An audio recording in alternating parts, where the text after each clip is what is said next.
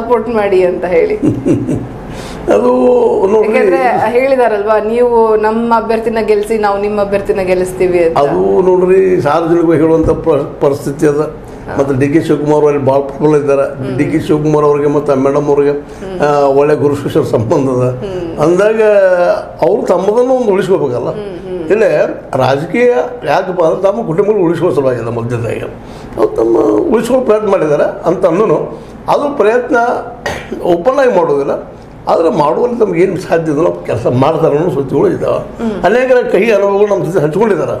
ಹೌದ್ರಿ, ಇಲ್ಲ ಎಲ್ಲ ಒಂದವರು ಅಂತಂಬರು ಅಂತೇಳಿ ಸ್ವತಃ ಮತ್ತು ಓಪನ್ ಆಗಿ ಅವರು ಅಂದಾರ ಮಾತನ್ನ ಅನ್ಕೊಳ್ತಾರೆ. ನಾವೆಲ್ಲ ಒಂದಪ್ಪ, ರಾಜಕೀಯ ಬೇರೆ ಇದು ಬೇರೆ ಅಂತೇಳಿ ಆ ಎಲ್ಲ ಹೇಳಿಲ್ಲ. ಹೆಬ್ಬಾಳ್ಕರ್ ಬಾಯಿ ಅವ್ರಿಗೆ ಒಂದು ಸ್ವಲ್ಪ ತಮ್ಮ ಮಗನ ಆರಿಸ್ಕೊಂಡು ಹೋಗೋದು ಅಷ್ಟು ಸುಲಭದ ಕೆಲಸ ಅಲ್ಲ. ಯಾಕಪ್ಪ ಅಂತಂದ್ರೆ ಒಂದನೇದಾಗಿ ಇವರು ಲಿಂಗಾಯತರು, ಬನಜಗಿರಿ ಇರ್ಬೋದು, ಪಂಜಾಬ್ ಸಾಲಿಡು ಒಳ್ಳೆ ಮಿತ್ರರು ಇವರಿದ್ದಾರೆ. ಮತ್ತು ಈಗಾಗಲೇ ಮಾಜಿ ಮುಖ್ಯಮಂತ್ರಿಗಳಾದವರು, ಬಿ ಜೆ ಪಿಯಲ್ಲಿ ದೊಡ್ಡ ವ್ಯಕ್ತಿತ್ವ ಹೊಂದಿದವರು. ಹೀಗಾಗಿ ಮತ್ತು ಇನ್ನೊಂದು ಏನಪ್ಪ ಅಂದ್ರೆ ಬೆಳಗಾವಿ ಜಿಲ್ಲೆಯಲ್ಲಿ ಭಾಳಷ್ಟು ಕ್ಷೇತ್ರಗಳಲ್ಲಿ ಹಿಂದುತ್ವದ ಪ್ರಭಾವ ಅದ. ಇನ್ನೂ ಮೋದಿ ಅವ್ರ ಮೇಲೆ ವಿಶ್ವಾಸದಿಂದ ಜನ ಭಾಳ ಅದಾರ. ಅವನ್ನೆಲ್ಲರೂ ಮನವೊಲಿಸಿ ಗೆಲ್ಲೋದು ಅಷ್ಟು ಸುಲಭದ ಮಾತಲ್ಲ. ಯಾಕಂದ್ರೆ ಈ ಒಂದಲ್ಲಿ ನಿಜವಾಗಿ ಗೆಲ್ಲಬೇಕಾದ್ರೆ ತಮ್ಮ 5 ಕ್ಷೇತ್ರದಲ್ಲಿ ಕಾಂಗ್ರೆಸ್ಸಿನ ಇವರಿದ್ದಾರೆ, ಎಮ್ ಎಲ್ ಎಗಳಿದ್ದಾರೆ. ಆ ಕ್ಷೇತ್ರದಲ್ಲಿ ಮ್ಯಾಕ್ಸಿಮಮ್ ಮಾಡಿಸ್ಕೊಂಡ್ರೆ ಒಳ್ಳೇದಾಗ್ತದೆ. ಮತ್ತು ಅದರಲ್ಲಿ ಅವ್ರು ಮಾಹಿರ್ ಇದ್ದಾರೆ, ಅದು ಮಾಡ್ಕೊಂಡು ಬರ್ಬೋದು. ಜೊತೆಗೇನೋ ಮೊನ್ನೆ ಏನೋ ಒಂದು ಸುದ್ದಿ ಬಂತು, ಯಾದವಾಡ ಅವ್ರನ್ನು ಜೊತೆಗೆ ಸಂಪರ್ಕ ಮಾಡಿಕೊಂಡು ಅವರು ತಟಸ್ಥ ನಿಲುವನ್ನು ಹೊಂದಿದ್ರಲ್ವಾ, ನಾನು ಯಾವ ಪಕ್ಷಕ್ಕೂ ಸೇರೋದಿಲ್ಲ ಅಂತ ಹೇಳಿ. ಅದನ್ನ ಸೇರಲಿಕ್ಕಿಲ್ಲ, ಬಟ್ ಆದರೂ ಒಳಗಿಂದ ಅವ್ರು ಸಪೋರ್ಟ್ ಮಾಡ್ಬೋದು. ಇಂಡೈರೆಕ್ಟ್ ಏನೋ ಮಾಡೋ ಸಾಧ್ಯತೆ ಇರ್ತಾವೆ. ತಮ್ಮ ಮಂದಿಗೆ ಹೇಳ್ಕೊಂಡಿಲ್ಲಪ್ಪ ಮಾಡಿರೋದು ಅನ್ನೋಂಥ ಮಾತಿರ್ಬೋದು. ಮತ್ತು ಅವ್ರಿಗೂ ಒಳಗೆ ಸಿಗ್ತದೆ ತಮಗೆ ಇದು ಕೊಡ್ಲಾರ್ದಕ್ಕಾಗಿ, ಟಿಕೆಟ್ ಕೊಡ್ಲಾರ್ದಕ್ಕಾಗಿ ಈಗಾಗಲೇ ಬಿ ಜೆ ಪಿಯಲ್ಲಿ ಕೆಡವಿ ಅವ್ರು ತೋರಿಸಿದಾರೆ ಪಟ್ಟಣವ್ರು ಆರಿಸ್ತಂದ. ಯಾಕೆಂದ್ರೆ ದೂರದ ಯಾವುದೋ ವ್ಯಕ್ತಿಗಿಂತಲೂ ನಮ್ಮ ಪಟ್ಟ ನಮ್ಗೆ ಸಮೀಪ ಅಂತ ತಿಳ್ಕೊಂಡು ಅವ್ರಿಗೆ ಸಪೋರ್ಟ್ ಆಗೋದು ಅಲ್ಲಿ ಅಶೋಕ್ ಪಟ್ಟಣವ್ರು ಆರಿಸ್ತಂದ. ಹಂಗೆ ಇಲ್ಲೂ ಆಗಬಾರ್ದು. ಯಾಕಂತಂದ್ರೆ ವೈರಿ ಮಿತ್ರ ರಾಜಕಾರಣದ. ಇವತ್ತು ನೀವು ನಮ್ಮ ವೈರಿ ಇರ್ಬೋದು, ನಾಳೆ ನಮ್ಮ ಮಿತ್ರ ಆಗ್ಬೋದು ಅಂತ ಒಂದು ಸಿಸ್ಟಮ್ ಅಲ್ಲಿ ಅದ.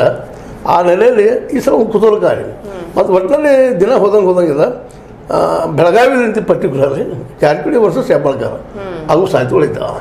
ಇಲ್ಲಿ ಜಗದೀಶ್ ಶೆಟ್ಟರ್ ಅವರು ಸೆಕೆಂಡ್ ಸಿಟಿಸನ್ಶಿಪ್ ಮನುಷ್ಯ ಆಗ್ಬೋದೇನೋ ಅಂತ. ಯಾಕಂದ್ರೆ ಈಗಾಗಲೇ ಹೊರಗಿನವರು ಜೋರು ಅನ್ನೋದು. ಅವ್ರು ಒಳಗಿನವ್ರು ಅಲ್ರಿ, ಅವ್ರು ಹೊರಗಿನವರು, ಅವ್ರು ಹೊರಗಿನವ್ರು ಅಲ್ರಿ, ಒಳಗಿನವರು, ಅವ್ರು ಯಾರು ಅದಾರ. ಅದಕ್ಕೆ ಇವತ್ತು ಆ ನೆಲೆಯಲ್ಲೂ ಸಹ ಸಾಕಷ್ಟು ಹೊಡೆದು ಬೀಳ್ಬೋದೇನೋ. ಅದೇನೂ ಆಗಲಿ, ಈ ಗ್ಯಾರಂಟಿಗಳು ಮಾತ್ರ ಜನ ಇತ್ತೀಚೆಗೆ ಮಾತಾಡೋದು ನೋಡಿದಾಗ ಸ್ವಲ್ಪ ಹೆಚ್ಚಿಗೆ ಕಾಂಗ್ರೆಸ್ಗಳು ಬರೋ ಕಾರಣಕ್ಕಂತ ಅಂತ ಅನಿಸ್ತದೆ. ಓಕೆ, ಇವಾಗ ಈ ಪಂಚ ಗ್ಯಾರಂಟಿಗಳನ್ನ ಮುಂದಿಟ್ಕೊಂಡು ಅಥವಾ ಪಂಚ ಗ್ಯಾರಂಟಿಗಳ ಕೈಗನ್ನಡಿಯನ್ನ ಹಿಡ್ಕೊಂಡು ಲಕ್ಷ್ಮೀ ಹೆಬ್ಬಾಳ್ಕರ್ ಅವರು ಓಟ್ ಕೇಳೋದಕ್ಕೆ ಹೋಗ್ತಾ ಇದ್ದಾರೆ, ಪ್ರಚಾರವನ್ನ ಜೋರಾಗಿ ಮಾಡ್ತಾ ಇದ್ದಾರೆ. ಈ ಗ್ಯಾರಂಟಿಗಳ ಪ್ರಭಾವ ಲೋಕಸಭೆ ಚುನಾವಣೆಯಲ್ಲಿ ಎಷ್ಟರ ಮಟ್ಟಿಗೆ ಬೀರುತ್ತೆ ಅಂತ ಅಂದ್ರೆ ಏನು ಅವ್ರು ಹೇಳ್ತಾರೆ ಗೊತ್ತಿಲ್ರಿ. ಸಹಜವಾಗಿ ನೋಡ್ರಿ, ನೀವು ನಮ್ಮನ್ನ ಆರಿಸ್ತಲಿಕ್ಕಂದ್ರೆ ಬಿ ಜೆ ಪಿಗೆ ಬಂದರೆ ಮೊದಲ ಅವ್ರು ಗ್ಯಾರಂಟಿ ವಿರೋಧಿಗಳಿದಾರ. ಗ್ಯಾರಂಟಿ ಬಂದ್ ಮಾಡ್ತಾರೆ. ನಿಮ್ಮ ಹೆಣ್ಮಕ್ಳಿಗೆ 2,000 ರೂಪಾಯಿ ಬರೋದು ಬಂದ್ ಆಗ್ತದೆ. ನಿಮ್ಮ ಹೆಣ್ಮಕ್ಳು ಬಸ್ನಲ್ಲಿ ಅಡ್ಡಾಡೋದು ಬಂದ್ ಆಗ್ತದೆ. ನಿಮ್ಮ ಕರೆಂಟ್ ಕಟ್ ಆಗ್ತದೆ. ಈಗ ಬೇಕೋ ಬೇಡೋ ನಿಮ್ಗೆ ಬಿಟ್ಟಿದ್ದು. ನಾವು ಬಂದ್ರೆ ಮಾಡ್ತೀವಿ, ನಾವು ಓಪನ್ ಆಗಿ ಮಾಡ್ತೀವಿ ಅಂತ ಹೇಳ್ತೀವಿ. ಅವ್ರು ಓಪನ್ ಆಗಿ ಇಲ್ಲ ಅಂತ ಹೇಳ್ತೀವಿ, ವಿರೋಧ ಮಾಡ್ತಾರೆ. ಅವ್ರು ಬೇಕಾ ನಾವು ಬೇಕಾ ಅಂದಾಗ ಸಹಜವಾಗಿ ಪಾಪ ಇದೆ. ಈಗೇನೋ ಒಂದು ಸ್ವಲ್ಪ ಬಸ್ ಅಂತ ಹೇಳ್ತಿರ್ತಾರೆ ಹೆಣ್ಮಕ್ಳು. 50% ಜನ ಏನಪ್ಪ ಇದು ತೊಂದರೆ ಮಾಡ್ಲಿಕ್ಕೆ ಹಚ್ಚಿದಾರ ಅದನ್ನ. ಈಗ ಅದು ಓಪನ್ ಆಗಿ ತಮ್ಮ ಕಾರ್ಯಕರ್ತರು ಹೇಳ್ಬಿಡ, ಹಿಂಗೆ ಕೇಳೋರಿಗೆ ಓಟ್ ಆಗಲಿ, ಅವ್ರು ನಮಗಿಂತ ತಕರಿಲ್ಲ, ಅಲ್ಲಿ ಬಂದ್ ಆಗ್ತಾವೆ ನೋಡ್ರಿ ಅಂತೇಳಿ. ಮತ್ತು ಒಬ್ಬರಿಗೂ ಸಹಿತ ಒಂದೇನೋ ಈಗೇನೋ BA ಮುಗಿದಂಥ BCom ಮುಗಿದಂಥ ಡಿಗ್ರಿ ಮುಗಿದಂಥ ಹುಡುಗರಿಗೆ ಏನೋ ಒಂದು 3,000 ರೂಪಾಯಿ ಶುರು ಆಗಿದಾವೆ, ಮತ್ತೆ ಕೊಡ್ತಾ ಇದ್ದಾರೆ. ಹೀಗಾಗಿ ಅವ್ರಿಗೂ ಭಯ, ಬೆಳಪ್ಪ ಮತ್ತೆ ಇವ್ರು ಓಟಾಗಿ ಮತ್ತೆ ಬರೋದಂತೆ. ಆ ಎಲೆಕ್ಷನ್ ಏನೋ ಒಂದು 5,000 ಕೊಡ್ಬೋದು ಅವರು.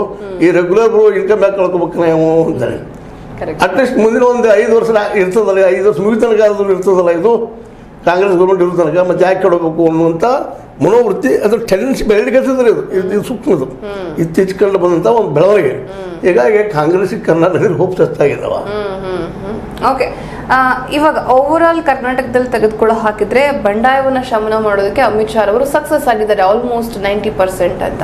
ಅಲ್ಲದೆ ಅವ್ರಿಗೆ ಟಾರ್ಗೆಟ್ ಬೇರೆ ಕೊಟ್ಬಿಟ್ಟಿದ್ದಾರೆ. ಎಲ್ಲೆಲ್ಲಿ ಬಂಡಾಯ ಎದ್ದಿದ್ರೋ ಅವ್ರಿಗೆಲ್ಲ 2 ಲಕ್ಷ ಅಂತರದಿಂದ ನಮ್ಮ ಅಭ್ಯರ್ಥಿಗಳು ಗೆದ್ದು ಬರೋ ಹಾಗೆ ನೀವು ಕೆಲಸ ಮಾಡಬೇಕು ಅಂತ ಏನು ಹೇಳಿರ್ಬೋದು ಅಥವಾ ಏನು ಆಫರ್ ಕೊಟ್ಟಿರ್ಬೋದು ಅವ್ರಿಗೆ ಅಂತ. ನೋಡ್ರಿ, ನೀವು ಅವ್ರಿಗೆ ನೀವು ಹೇಳೋದನ್ನು ಕೇಳಿದಾಗ ಅವ್ರಿಗೆ ಕೊಡುವಂಥ ಆಫರ್ ಏನು, ನೀವು ಮುಂದೆ ನಾವು ಸೆಂಟ್ರಲ್ ನಮ್ಮ ಸರ್ಕಾರ ಬಂತಪ್ಪ ಅಂದ್ರೆ ಅನುಕೂಲ ಮಾಡಿಕೊಳ್ತೀವಿ. ಎಷ್ಟೋ ನಮ್ಮಲ್ಲಿ ಇವು ಇದ್ದಾವೆ, ಏನೋ ಇಲಾಖೆಗಳಿದ್ದಾವೆ ಅಥವಾ ನಿಗಮಗಳಿದ್ದಾವೆ, ಅಲ್ಲಿ ನಿಮ್ಗೆ ಅನುಕೂಲ ಮಾಡಿಕೊಡ್ತೀವಿ ಮೇಯುವುದಕ್ಕೆ ಅಂತೇಳಿ ಇದನ್ನ ಬಿಟ್ಟು ಮತ್ತೇನು ಆಫರ್ ಕೊಡಲಿ ಅವರು ಒಂದು ಯಾವುದೋ ಅಧಿಕಾರ ಕೊಟ್ಟು ಅವ್ರಿಗೆ ಈ ದೇಶದಲ್ಲಿ ಅಧಿಕಾರ ಹಿಡಿದ್ರೆ ಏನು ಮೇಯುದಕ್ಕೆ ಒಂದು ಹೊಲ ಸಿಕ್ಕಂಗೆ ಜನಕ್ಕೆ. ಇವ್ರು ನಮ್ಮ ರಾಜಕಾರಣಿಗಳು ಅಂತಾರಪ್ಪ ಅಂದ್ರೆ ಸಿಕ್ಕಂಗೆ ಒಟ್ಟು ಮೇಯ್ಕೋತ ಹೋಗ್ಬಿಡೋರು. ಒಬ್ಬರಂತಲ್ಲ ಹೆಚ್ಚು ಎಲ್ರಿಗೂ ಈ ಮಾತನ್ನು ವಹಿಸುವಂಥದ್ದು. ಒಬ್ಬರು ನೀವು ತೋರಿಸ್ರಿ ಹೌದು